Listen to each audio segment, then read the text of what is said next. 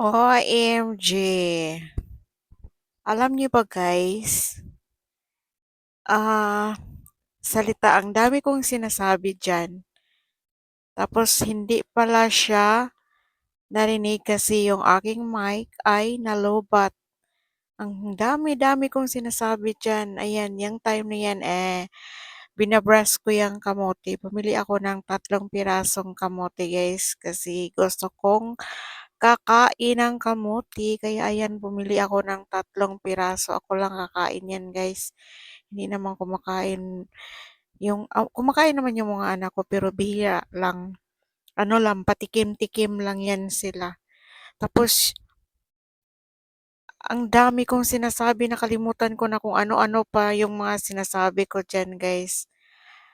Oh my God, hindi pala nagre-record. Matagal kong na ano siya guys, matagal kong nalaman na yung mic ko pala lowbat kasi nakalimutan kong i-charge kasi 'di ba every morning nagla-live ako.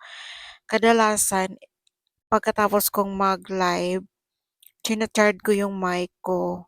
Nakalimutan kong i-charge kaya ayan yung nangyayari. Lowbat. Ayan, isasaing ko na yan siya guys. Yung 3 pirasong kamote. Ayan. At balikan natin later.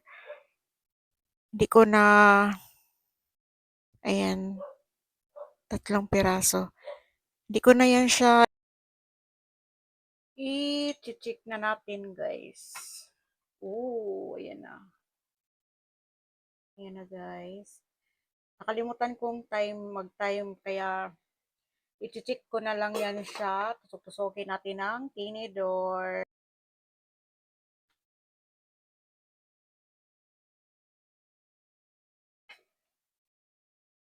Check natin guys. Ay, malambot na. Pero ito, parang matigas pa siya guys. Ay!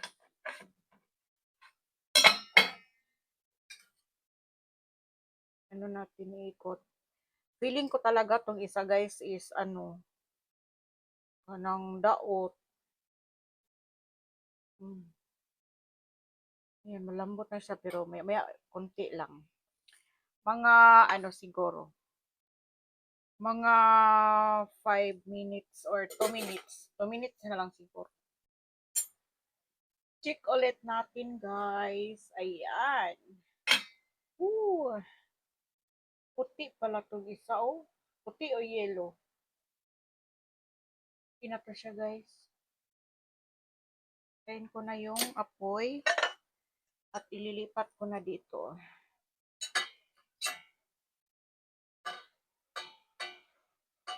Ay!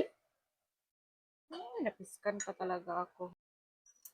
Ayan yung ating kamote. Ayan. Luto na yung ating kamote. Kain! Yummers! Ito yung aking lunch ngayon guys.